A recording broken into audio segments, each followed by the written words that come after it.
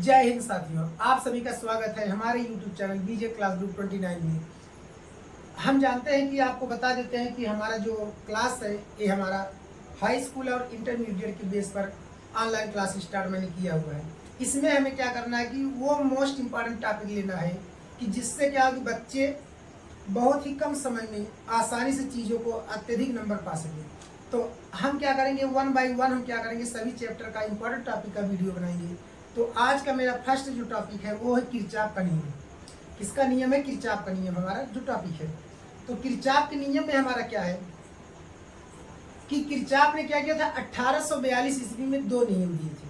Kirchhoff क्या किए थे, 1842 ईस्वी में दो नियम दिए थे, जिससे क्या होता है कि कितनी भी जटिल क्यों ना कोई परिपथ हो, उस परिपथ से हम धारा की गणना कर सकते हैं। किरचॉफ ने दो नियम दिया 1842 ईस्वी में, जिसकी सहायता से हम क्या कर सकते हैं, कितनी भी जटिल परिपथ क्यों ना हो उसका हम क्या कर सकते हैं, उसमें धारा की गणना कर सकते हैं। इनका जो प्रथम नियम था वो धारा का नियम था। ठीक है, प्रथम नियम क्या था? धारा का नियम था। और जो इनका द्वितीय नियम था वो वोल्टता का नियम या आपके ऊर्जा संरक्षण का नियम था। तो जान लीजिए, जितना हम आपको बता रहे पूरी इंपॉर्टेंट टॉपिक है, सेम टू सेम आपको पेपर में यही छाप कर आना है। तो प्रथम नियम इनका क्या है देख लीजिए, मैंने यहाँ पर पूरा आपको डिटेल बताया हुआ है और द्वितीय नियम का भी पूरा डिटेल बताया है। इससे ज्यादा कुछ भी नहीं लिखना और 3 नंबर आपका कंफर्म है कि आएगा साथ में। तो प्रथम नियम इनका क्या कहता है कि किसी भी विद्युत परिपथ में, कोई भी आपका विद्युत परिपथ है और किसी भी संधि बिंदु पर मिलने वाली धाराओं का बीजगणितीय योग शून्य होता है।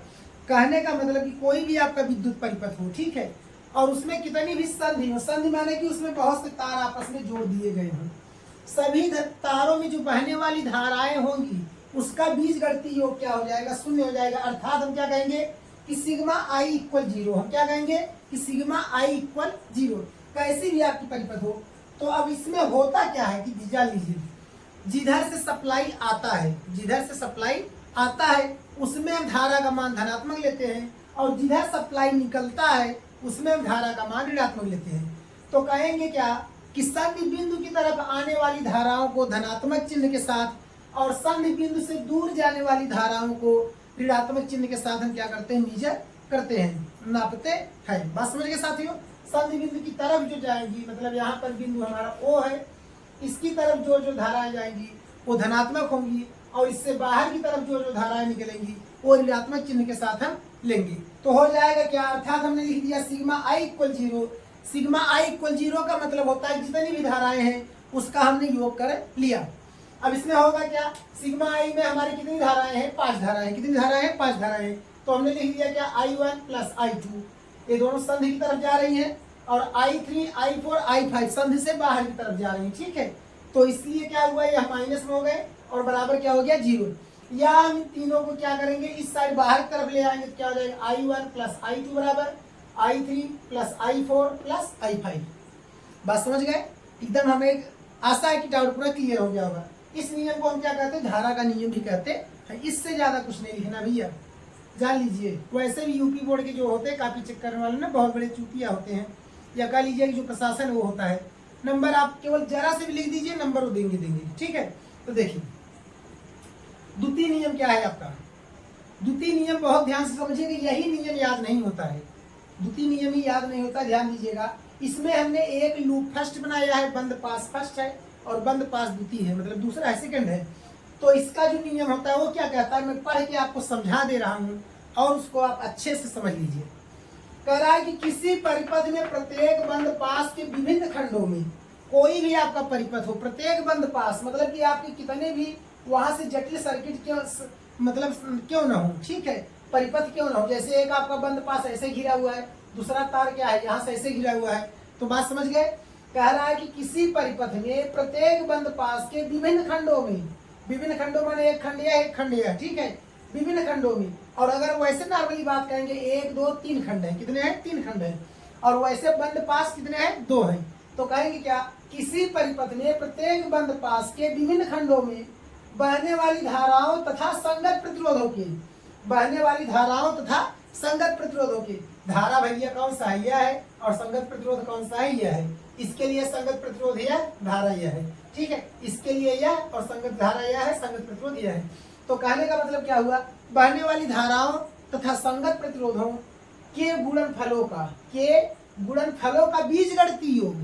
हम संगत जो धारा है और जो प्रतिरोध है उसका हम क्या करेंगे, बीजगणितीय योग, वो किसके बराबर होगा, उस बंद पास में लगने वाले विद्युत वाहक बलों के योग के बराबर होता है। अर्थात क्या हो जाता है, sigma I R equal sigma E. I R मतलब आई, सिग्मा मतलब कि हमने क्या किया, जोड़ दिया। आई आर माने सभी धाराओं और प्रतिरोधों के गुणनफल को, और वो किसके बराबर हो गया, विद्युत वाहक बल के। तो बात समझ गए। अब यहाँ पे क्या हो गया, बंद पास एक के लिए लिखेंगे। इसके लिए ध्यान से समझिए, यही आपका क्या करेगा, दिमाग खराब करता है, यही बच्चे नहीं समझ पाते इसी चीज को। अब देखिए इस वर्ग परिपथ के लिए बात करेंगे तो भैया धारा की दिशा इधर है, विद्युत वाहक इधर है, ठीक है, ऋणात्मक से धनात्मक तरफ चल रही है, तो धारा इधर है।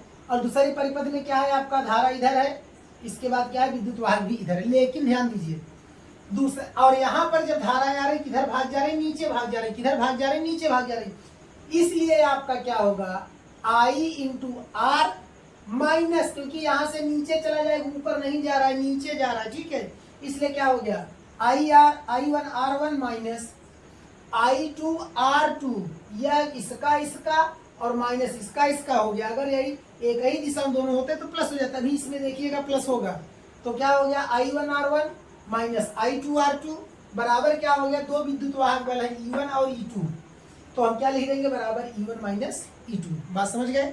ये पहले बंद हमारे क्या हो गया, परिपथ के लिए हो गया। बंद पास दो के लिए अगर हम बात करते हैं, बंद पास दो में क्या है, आई टू है, आई वन है, दोनों संधि बिंदु ए पर मिले, जब ए पे मिले किधर भाग गए, हमारा इधर की तरफ भाग गए, तो हमारा यहाँ क्या हो गया, यहाँ पर धारा का मान I one plus I two हो गया, और प्रतिरोध क्या हो गया, R3 हो गया, क्या हो गया, R3 हो गया। तो यहाँ पर बंद पास दो के लिए क्या हो जाएगा, एक तो यह रहेगा ही I2R2 और प्लस हो जाएगा भैया, क्यों, क्योंकि यहाँ से दोनों एक ही दिशा में भागना शुरू कर दिए हैं, इसलिए क्या हो जाएगा, प्लस I1 प्लस I2 और प्रतिरोध संगत गुणनफल हो जाएगा R3 बराबर, इसमें विद्युत वाहक बल कितना लगा है, एक लगा है, क्या हो जाएगा, E2। बात समझ गए, बराबर क्या हो जाएगा, E2 हो जाएगा। इसे ही हम क्या कहते हैं, ऊर्जा संरक्षण का नियम या वोल्टता का नियम भी कहते हैं। बहुत ज्यादा पूछ लेता है आपके ऑब्जेक्टिव में क्या पूछ लेता है कि ऊर्जा संरक्षण का नियम या वोल्टता का नियम किरचॉफ के किस नियम को कहते हैं। मान लीजिए वोल्टता का नियम क्या है, तो आप जान जाएंगे भैया पहला धारा का नियम है, क्योंकि उसमें धारा के बारे में कहा है, इसमें वोल्ट के बारे में। लेकिन अगर वोल्टता का नियम ना पूछ के ऊर्जा संरक्षण का नियम पूछ लिया तो किरचॉफ का द्वितीय नियम हो जाएगा। बात समझ गए। तो साथियों हमारा ये आज का पहला वीडियो था। अगर आपको हमारा वीडियो अच्छा लगे तो हमारे चैनल को सब्सक्राइब, वीडियो को लाइक शेयर कमेंट खूब दिल से करिएगा, यही हमारी आपसे आशा है। ओके, जय हिंद।